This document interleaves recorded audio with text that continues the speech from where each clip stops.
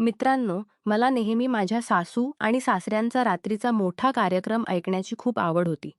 जेव्हा मी रात्री जागी असायचे, तेव्हा सासऱ्यांच्या खोलीतून फक्त एकच आवाज येत असे. सासरे म्हणत, "थोडा वेळ थांब, थोडा संयम धर." पण सासू म्हणत, "आता मला सहन होत नाही." हे ऐकून मला मनातून खूप राग येई आणि मी विचार करायचे, की सासरे असे काय करतात ज्यामुळे सासूची हिंमत सुटते. एक रात्री मी हे जाणून घेण्यासाठी सासऱ्यांच्या खोलीत चोरून पाहिले. पण त्या रात्रीने माझे होश उडवले. कारण सासऱ्यांनी सासूसोबत जे केले ते मी या कथेत सांगणार आहे. नमस्कार मित्रांनो. आजच्या या कथेत तुमचे स्वागत आहे. माझे नाव काव्या आहे आणि मी महाराष्ट्रातील कोल्हापूर जिल्ह्यातील एका छोट्या गावात राहते. मी एका गरीब कुटुंबातील आहे आणि या जगात माझ्या आईशिवाय माझे कोणी नाही. जेव्हा माझ्या आईने माझी लग्न केली तेव्हा फक्त या अटीवर की ती आपल्या मुलीसोबत सासऱ्यात राहील. ज्या घरात माझे लग्न झाले तिथे 2 लोक होते, माझे सासू आणि सासरे. लग्नानंतर 4 महिन्यांनी माझा नवरा एका अपघातात वारला. हे माझ्यासाठी मोठे आघात होते. मी आणि माझी आई सासऱ्यातच राहू लागलो, कारण आमचे घर विकले होते. शिवाय माझ्या आईला दुसरा कोणता आधार नव्हता. माझ्या नवऱ्याच्या निधनानंतर सासऱ्यातील परिस्थिती एकदम बदलली. सासऱ्यांचे वैवाहिक जीवन पूर्णपणे विचित्र झाले होते. माझ्या नवऱ्याच्या निधनाच्या 2 महिने आधीच सासऱ्यांनी तिसरे लग्न केले होते. आता जेव्हा मी सासऱ्यात आले, तेव्हा मला पाहून आश्चर्य वाटले, की दररोज सकाळी माझी नवीन सासू कुठेतरी बसून रडत असे. तिची अवस्था खूप विचित्र असायची. कधी मी तिला जोरात लंगडत पाहिले, तर कधी ती पोटावर हात ठेवून फुटून रडत असे. पण जेव्हा मी विचारले, तेव्हा ती नेहमी गप्प होई आणि लाजून तोंड फिरवत असे. तिच्या या वागण्याने मलाही अस्वस्थ वाटे आणि मी पुढे प्रश्न विचारू शकत नव्हते. पण एक दिवस सकाळच्या नाश्त्याच्या वेळी मी सासूला स्वयंपाकघरात रडताना पाहिले, तेव्हा मला राहवले नाही आणि मी विचारले, "आई, अखेर काय झाले?" माझी गोष्ट ऐकून ती म्हणाली, "तूही लग्न झालेली आहेस. तूही या दुःखातून गेली आहेस. तुलाही माहीत असेल की माझ्यावर दर रात्री काय होते." पती या वयातही 5 माणसांसारखी ताकद ठेवतात. तेव्हा बायकांची अवस्था अशीच होते. सासूच्या बोलण्याने मला खूप लाज वाटली. पण माझ्यासोबत असे काही झाले नव्हते.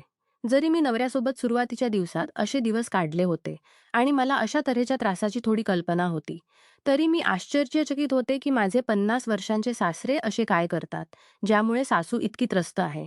या वयात माणसाच्या हाडात इतकी ताकद नसते. सासरेही कमजोर अवस्थेत होते.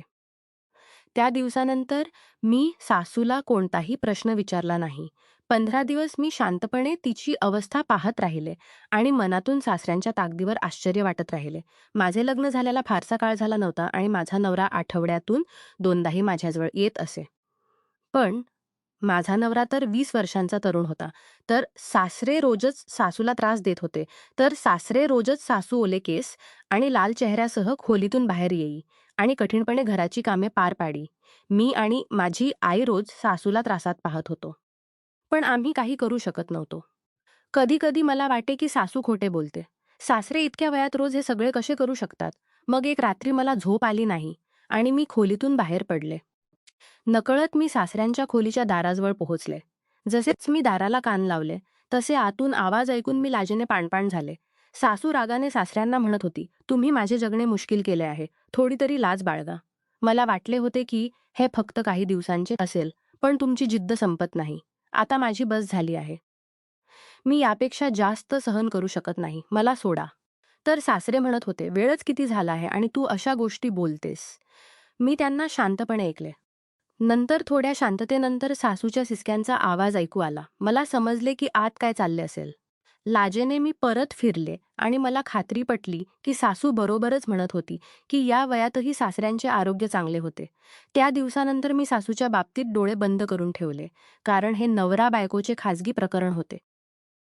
पण एक दिवस सकाळी माझी सासू रडत-रडत खोलीतून बाहेर आली आणि तिच्यासोबत एक सामानाची पिशवी होती. तिने माझ्या आईकडे एक नजर टाकली आणि म्हणाली, "मी या माणसासोबत आणखी राहू शकत नाही. यांच्याने तर माझी जानच काढून ठेवली आहे. मी आता इथून जात आहे." माझ्या आईने तिला थांबवण्याचा प्रयत्न केला, पण ती मानली नाही. पण तिने निर्णय घेतला होता आणि सामान घेऊन सासर सोडून गेली. सासू गेल्याला एक दिवसही झाला नव्हता, की सासऱ्यांनी घरात गोंगाट केला. "किरण गेली तर काय झाले? माझ्यासाठी कोणी नवीन नवरी आणा. मी एकटा राहू शकत नाही." आईने डोके पकडले आणि सासऱ्यांना म्हटले, "जोपर्यंत तुमच्या सवयी सुधारत नाहीत, तोपर्यंत मी तुमचे लग्न करणार नाही." शिवाय किरण अजूनही तुमच्या निकाहामध्ये आहे. तिलाच म्हणून परत आणा. सासरे हात जोडून म्हणाले. ती तर खूप नखरेबाज होती. हात लावताच तिला नखरे येत. मला आता अशी लालसा नाही. यावेळी मला मध्यमवयीन तंदुरुस्त बायको हवी आहे, जी माझा साथ देईल. किरणला तर खूप नखरे होते. सासऱ्यांच्या फरमाईश ऐकून माझे तोंड उघडेच राहिले. आई शांतपणे खोलीत गेली आणि मी लाजेने डोके खाली घातले. सासरे तर 20-22 वर्षांच्या मुलासारखी यादी सांगत होते, तर स्वतः 50 वर्षांचे होते आणि त्यांचे केस पूर्ण पांढरे झाले होते. आईने सासऱ्यांच्या बोलण्याला दुर्लक्ष केले. पण सासऱ्यांची जिद्द तशीच राहिली. ते ना जेवत होते, ना कोणाशी बोलत होते. त्यांना फक्त लग्न करायचे होते. सासऱ्यांनी स्वतःला खोलीतच बंद करून घेतले. आई चिडून रागाने म्हणाली, त्यांचे एकटेपण संपत नाही. किती लोक बायको मरूनही एकटे राहतात. पण याला तर फक्त बायको हवी आणि तीही स्वतःच्या आवडीची. या वयात कोण याला लालच देईल? मी कुठून अशी लाच शोधू? आता तर गरीब घरातील मुलीही याचे नाव ऐकून कानांना हात लावतात. याची कीर्ती दूरदूरपर्यंत पसरली आहे की हा बायकांना अशा प्रकारे वापरतो. आईचे बोलणे ऐकून मी विचारात पडले. मी आईला म्हटले, माझी एक मैत्रीण प्रीती आहे. तिला घटस्फोट झाला आहे. घरीच बसली आहे. तुम्ही कुठेतरी नातेसंबंधाची गोष्ट चालू केली तर? ती मध्यमवयीन आहे, तंदुरुस्तही आहे. आईने माझ्याकडे एक नजर टाकली आणि म्हटले, तुला योग्य वाटते तर बोलून बघ. पण मला खात्री आहे की तुझे सासरे तिला 1 महिन्यापेक्षा जास्त टिकू देणार नाहीत. ताकदीची अशी कोणती औषधं खातोय, जे सगळे रेकॉर्ड तोडतात? मी मोठ्या कष्टाने हसू दाबले आणि माझ्या मैत्रिणीच्या आईला फोन केला. माझी मैत्रीण खूप तिखट स्वभावाची होती. त्यामुळेच तिला घटस्फोट झाला होता. कोणी तिच्यापुढे टिकू शकत नव्हते आणि मला वाटले, की जर तिचे लग्न सासऱ्यांसोबत झाले, तर मग सासऱ्यांना तिला सोडण्याची गरज पडणार नाही. ती कशी ना कशी सासऱ्यांना काबूत ठेवेल. हेच विचारून मी माझ्या मैत्रिणीच्या आईशी बोलले. ती आपल्या मुलीवर नाराज बसली होती, कारण तिने घरातही मोठा गोंधळ घातला होता. त्यामुळे ती लगेच तयार झाली. जरी माझ्या मैत्रीण आणि सासऱ्यांमध्ये वयाचा खूप फरक होता, तरी आमच्या सासऱ्यातील परिस्थितीही फारशी चांगली नव्हती. त्यामुळे काही दिवसांनी माझ्या सांगण्यावरून साधेपणाने माझ्या मैत्रिणीचे लग्न सासऱ्यांसोबत झाले. ती रुखसत होऊन आमच्या घरी आली. पण काही दिवसांनी तिनेही तेच सगळे बोलणे सुरू केले, जे आधीची सासू म्हणायची.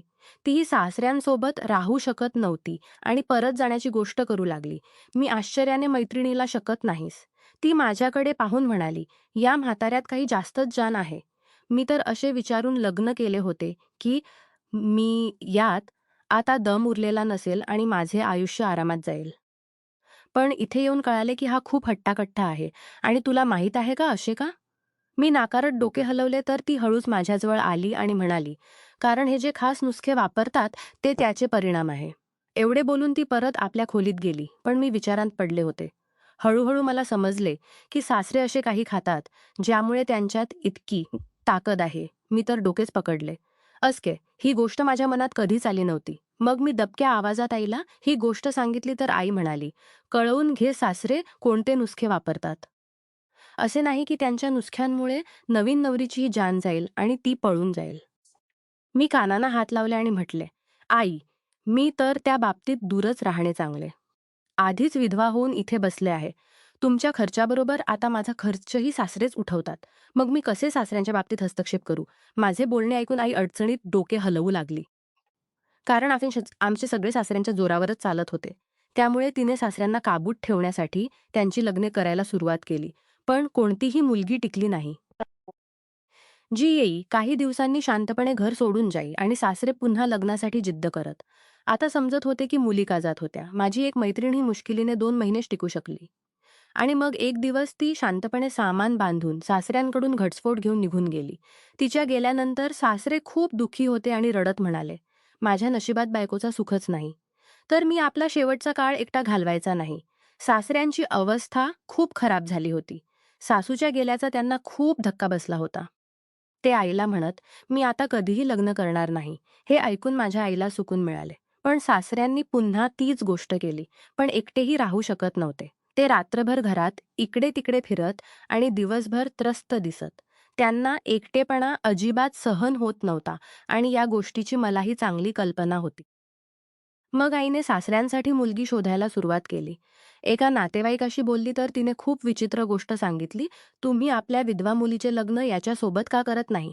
घरची गोष्ट घरातच राहील आणि तुमची मुलगीही बसेल. नातेवाईकाची ही गोष्ट ऐकून माझी आई उडाली आणि म्हणाली, "तुम्ही बाळी फक्त 20 वर्षांची आहे आणि हे सासरे 50 वर्षांचे आहेत." नातेवाईकाने विचित्र नजरेने आईकडे पाहिले आणि म्हटले, "अ, तुम्ही आतापर्यंत इतक्याच वयाच्या मुली म्हाताऱ्यासाठी आणल्या, तर मग आपल्या मुलीला देण्यात काय अडचण आहे? तुमच्या मुलीचा रंग तर पूर्ण काळा आहे. पहिले लग्नच तिचे मोठ्या कष्टाने झाले होते. दुसरा संबंध मिळणे तर खूप मी रागात आली. जेव्हा हीच गोष्ट मला कळाली तेव्हा मी रागात आले. मी म्हटले, आई कशा गोष्टी बोलताय? मी कसे आपल्या सासऱ्यांसोबत लग्न करू? माझी आई म्हणाली, तुझे सासरे तर पैसेवालेही खूप आहेत. आई ही माझ्या कमी वयात विधवा होण्याबाबत चिंतातूर होती. आणि माझा चेहरा, उंचीही असे होते की दुसरा संबंध मिळणे कठीण होते. आईचे बोलणे ऐकून मी विचारात पडले. ज्या रात्री मी सासऱ्यांच्या खोलीतून सासूचे आवाज ऐकले होते, त्या रात्री मी स्वतः रात्रभर अस्वस्थ होते. माझेही मन इच्छित होते की माझ्या आयुष्यात पुन्हा कोणी व्यक्ती यावी. खूप विचार करून आणि समजून घेतल्यानंतर मी सासऱ्यांसोबत लग्न करण्याचा निर्णय घेतला. जेव्हा सासऱ्यांना ही गोष्ट कळाली, तेव्हा ते आनंदाने वेडे झाले आणि म्हणाले, यापेक्षा चांगले आणखी काय होऊ शकते? ही तर मला कधी सोडूनही जाणार नाही. आईने साधेपणाने निकाहाची व्यवस्था केली. 1-2 शेजाऱ्यांना ही गोष्ट कळाली तर सगळे आश्चर्यचकित झाले. सगळ्यांना माहीत होते की ते माझे सासरे आहेत. तरीही हा संबंध खूप विचित्र आणि गरीब वाटत होता. मी आतापर्यंत ज्या माणसाला सासरे म्हणत होते, आता ते माझे पती झाले होते. मग जेव्हा मी त्यांच्या खोलीत पोहोचले, तेव्हा मला एक विचित्र भीती सतावू लागली. मी विचार करत होते की माहितजीमध्ये किती ताकद असेल आणि ते पहिल्या रात्री काय करतील. मी त्यांना कसे सहन करेन. काही वेळानंतर सासरेजी खोलीत आले आणि अलमारीतून एक पाकीट काढून एका कोपऱ्यात बसले. हे पाहून मी उठून सासरेजींकडे जाऊन विचारले, तुम्ही काय करत आहात? तर त्यांनी म्हटले, भुनेले चणे आहेत. मी त्यांचा वापर करतो. सासरेजींची ही गोष्ट ऐकून मला लगेच सासूची गोष्ट आठवली, ज्यात तिने सांगितले होते की ते देसी नुसखे वापरतात. मी लगेच सासऱ्यांकडून ते चण्यांचे पाकीट हिसकावले आणि म्हटले, तुम्हाला हे खाण्याची गरज नाही. सासरे नाराज झाले. त्यांनी पाकीट माझ्या हातातून घेतले आणि म्हटले, मी म्हातारा होत आहे, स्वतः घ्यायची आहे. मला त्यांनी चण्यात थोडी मिश्री आणि मलाई घातली आणि ते मिश्रण दुधाच्या ग्लासात टाकून मला दाखवले. बघता बघता त्यांनी तो दुधाचा ग्लास प्यायला. मला खूप घबराट वाटली. असे वाटत होते की आता मीही सासूसारखी सासऱ्यांपुढे टिकू शकणार नाही. पण काही वेळानंतर माझ्या आश्चर्याची सीमा राहिली नाही. जेव्हा सासऱ्यांनी मला मोठ्या प्रेमाने हात धरला आणि म्हटले, तू थकली असेल, आराम कर. त्यांनी माझ्यासोबत कोणत्याही प्रकारची जबरदस्ती केली नव्हती. ना कोणत्याही संबंधाची अपेक्षा दाखवली होती. उलट, त्यांनी माझ्या थकव्याची जाणीव ठेवली आणि मला आराम करू दिले. काही वेळानंतर मी गाढ झोपेत पडले. दुसऱ्या दिवशी सकाळी सगळे खूप आनंदायी होते. सासऱ्यांनी मला मोठी रक्कम दिली आणि म्हटले, हे तुझ्या भविष्याच्या सुरक्षेसाठी आहे. हे तुझ्या खात्यात जमा कर, जेणेकरून मला काही झाले तर तुला कोणती अडचण येणार नाही.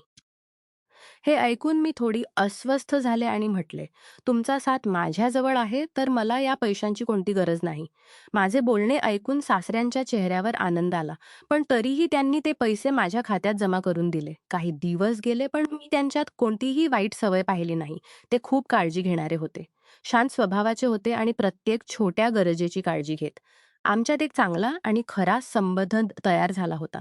पण यातही त्यांनी कधी जबरदस्ती केली नाही. उलट नेहमी माझी मर्जी आणि माझा आनंद विचारत. माझ्याजवळ येण्यापूर्वी माझ्याकडून परवानगी मागण्यावर मी खूप आश्चर्यचकित होते. कारण मी विचारले होते की लग्न करण्यापूर्वी सासरे पूर्णपणे वेगळे असतील. मग एक दिवस जेव्हा मी त्यांना हा प्रश्न विचारला, तेव्हा सासऱ्यांनी माझ्यासमोर एक असा राज उघडला, ज्यामुळे माझे होश उडाले. ते म्हणाले, मी माझे सगळे आयुष्य तुझ्या आईसोबत घालवले आहे. ती नेहमी छोट्या-छोट्या गोष्टींची काळजी घ्यायची. त्यामुळे मला एकटे राहणे खूप कठीण होते. लग्न करण्याचा विचार नेहमी माझ्या मनात होता.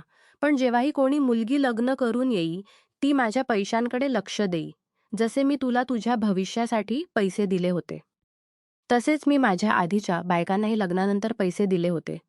जेणेकरून त्यांना वाटे की मी लवकर मरणार नाही आणि त्या स्वतःला असुरक्षित वाटणार नाहीत. पण असे करूनही काही दिवसांनी त्या खूप पैसे घेऊन माझ्याकडून घटस्फोट घेत. त्या मला इतके त्रास देत की मी त्यांना सोडण्यावर मजबूर होत असे. मग त्या स्वतःच कोणत्यातरी सब्बीने माझ्यापासून वेगळ्या होत आणि मी पुन्हा कधी त्यांना परत घेण्याचा प्रयत्न करत नसे. कारण अशा बाईला का आपल्यासोबत ठेवायचे, जी आधी पैशांसाठी माझ्याशी जोडली होती. मी नेहमीच हेच विचारत असे, की एक दिवस मला कोणी चांगली आणि खरी बायको मिळेल, जी माझ्या पैशांसाठी नाही, तर माझ्यापासून खरे प्रेम करेल आणि माझ्यासोबत आयुष्य घालवेल. पण असे कधीच झाले नाही. प्रत्येक मुलगी हेच विचारत, की मी 50 वर्षांचा म्हातारा आहे आणि लवकर मरेन. त्यामुळे ती माझ्याजवळ पैशांसाठी येई आणि मग घटस्फोट घेऊन जाई. मग जेव्हा तू माझ्या आयुष्यात आलीस, तेव्हा तू मला त्याच प्रकारे काळजी घेऊ लागलीस, जसे माझ्या पहिल्या पत्नीने केले होते. मी पाहिले, की तुला पैशांचा कोणता लालच नाही. मी तुलाही पैसे देऊन हेच पाहण्याचा प्रयत्न केला, की तू माझ्या पैशांसाठी माझ्याजवळ आहेस का? पण जेव्हा तू पैसे घेण्यास नकार दिलास, तेव्हा माझ्या आनंदाला सीमा राहिली नाही. मला समजले, की आता माझे आयुष्य सुखात जाईल. तू माझ्या वयापेक्षा खूप लहान आहेस. पण तू सिद्ध केले आहेस, की नवरा-बायकोच्या संबंधात वय काहीही महत्त्वाचे नाही. सासऱ्यांच्या बोलण्यावर मी पूर्णपणे आश्चर्यचकित झाले. मग मी सासऱ्यांना विचारले, "तुम्ही चणे आणि मिश्री का खाता?" माझे बोलणे ऐकून ते हसले आणि म्हणाले, "हे एक ताकदवान नुस्खा आहे. यामुळे फक्त डोळेच नाही, तर हृदयाचे आरोग्यही मजबूत होते आणि पुरुषांच्या ताकदीतही वाढ होते. पण मी हे माझ्या डोळ्यांसाठी वापरतो. कारण वेळेनुसार माझ्या डोळ्यांची रोशनी कमी होत आहे आणि मी इच्छितो की माझे डोळे खराब होऊ नयेत. त्यामुळे मी रोज हे वापरतो." सासऱ्यांची ही गोष्ट ऐकून माझ्या चेहऱ्यावर हसू आले. ते खरोखर खूप चांगले माणूस होते. पण या घरातील बाकी लोक त्यांच्या चांगुलपणाचा फायदा घेत राहिले होते. आता मला समजले होते, की ज्या बाया या घरातून घटस्फोट घेऊन पळाल्या होत्या, त्या सासऱ्यांचे पैसे लुटून गेल्या होत्या आणि माझी आई तर सासऱ्यांच्या पैशांसाठीच घरात राहिलेली होती. जर सासऱ्यांकडे पैसे नसते, तर का माझी आई त्यांच्या घरात राहिली असती? आता मला समजले होते, की हे जग पैशांमागे धावते आणि जेव्हा पैसे मिळतात, तेव्हा संबंधांची कोणतीही किंमत राहत नाही. ते मी कधी सोडण्याचा विचारही करू शकत नव्हते. आज मी माझ्या 50 वर्षांच्या पतीसोबत एक सुखी आयुष्य घालवत आहे आणि पूर्णपणे आनंदी आहे. नक्कीच जर या काळात एक चांगला साथीदार मिळाला, तर यापेक्षा मोठी कोणतीही गोष्ट असू शकत नाही. वयाच्या फरकाचा परिणाम फक्त तुमच्या मनावर होतो. जर माणूस तंदुरुस्त आणि ताकदवान असेल, तर तो सहज एकमेकांच्या सर्व गरजा पूर्ण करू शकतो. पण आपल्या समाजात पैसेच सर्वात महत्त्वाचे मानले जातात. जर पैशांचा साथ असेल, तर संबंधांचीही कदर होते. जर माणूस साधी आयुष्य जगत असेल, तर तो नेहमी स्वतःशीच झुंजतो राहतो. नमस्कार मित्रांनो, तुम्हाला ही कथा आवडली असेल तर चॅनेलला सबस्क्राईब करायला विसरू नका. आणि यापेक्षाही अधिक रंजक व्हिडिओ पाहण्यासाठी माझ्या चॅनेलवर नुकताच अपलोड केलेला नवीन व्हिडिओ नक्की पहा. तो तुम्हाला खूप आवडेल, अशी मला आशा आहे.